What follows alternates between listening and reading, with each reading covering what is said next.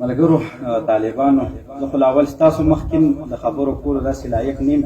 بیا دلته کې دې ډله کې چې دی معزز علماء کرام ناست دي، نو ستاسو اجازت کېږي ستاسو په اجازت سره زه یو څو خبرې کول غواړم چې مونږ پرونه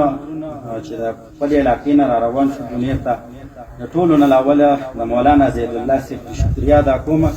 چې دې مونږ ته د کونیت ته د راتلو دعوت راکړو، هغه مونږ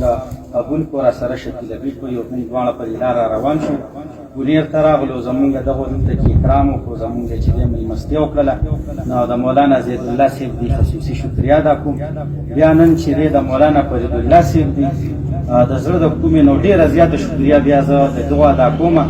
چې هغه طالبان هغه ګولان چې پرشتې ورته وزرې ویل کړي په هغې باندې دا قدمونه ږدي، هغه یې مونږ ته په لاره کې ودرولو، مونږ ته یې ماشاءالله هغه استقبال یې راله راکړ، دونه استقبال یې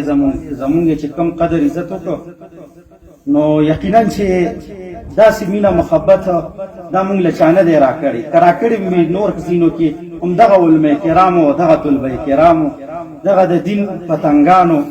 او دغه د الله په مینه کې مستو ملنګانو طالبانو چې دی راکړی دی، نو د دغه مولانا فرید الله صاحب دي له زړه د کومې نه شکریا ادا کوم او زه فخر محسوسوم چې یاره ګیره برید مې نشته دی. زیاتره خلک په ما باندې دا اعتراض هم کوي چې لکه ستا خو ګیره برید نشته دی او ته چې دی د علماو په پاټۍ کې نو ته چېرته چې دی نورو پاټو له راشه د دعوت طریقه که راکوي نو په دا طریقې راکړی. نو زه هغو ته هم د دې ځینه دا پیغام ورکوم چې ستاسو خپل منځ کې چې کومې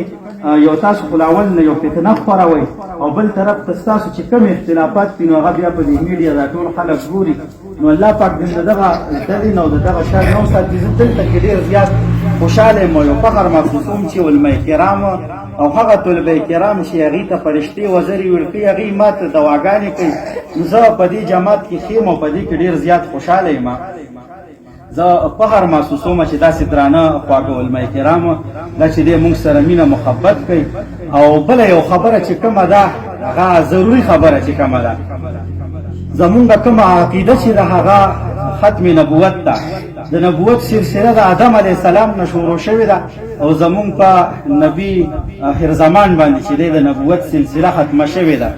د دې نه بعد که څوک د نبوت دعوه کوي نو دا ایمان دی چې خوا کې را سره وي نو دا سر به ترې نوام انشاءالله. تاسو به همدغسې انشاءالله دا عقیده ختم نبوت دا زمونږه پخه عقیده د دې نه بعد مونږه بل پیغمبر نه منو، نو که بل پیغمبر راځي انشاءالله مونږ به ترې سر وکړو. یو سړی په ما دا اعتراض کوي چې رستا ګیره نشته دی، نو زمونږ په عظیمو مجاهدو کې یو مجاهد داسې پاتې دی چې نوم یې دی غازي علم الدین شهید رحمت الله علیه. زما خیال دی د ترکاڼۍ کار یې کو او ګیره یې نه وه لکه جامت یې، نو په هغه ټیم کې یو ګستاخ یو قادیاني د نبوت دعوه وکړله غازي علم الدین شهید چې هغه بیا د هغه وخت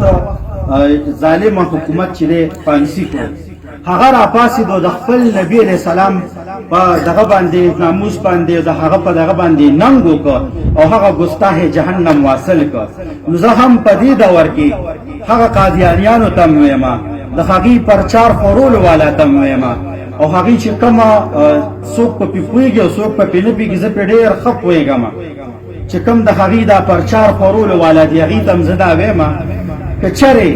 چا هم د نبي علیه السلام په شان کې ګستاخي وکړه او زه په هغه موقع څه کې چې ځان به پسې رسوم انشاءالله دا سر به ترېنه لکه د غازي علم الدین رنګې ختمومه که زه بیا په دار خېږم نو ودې خېږم. خو زه په دې ډله کې خوشحاله یم. ما ته دا ډله د دعوت تبلیغ لاره ښیي، ما ته دا ډله د جهاد لاره ښیي، ما ته دا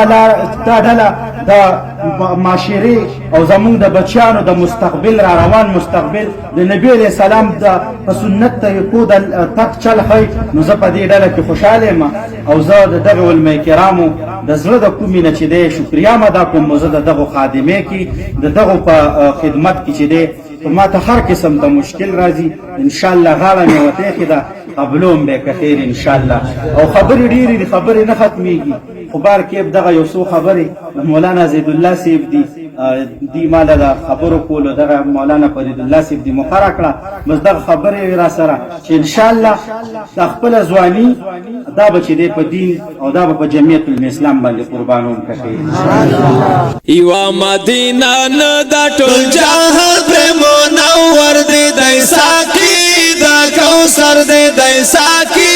دا کوثر دی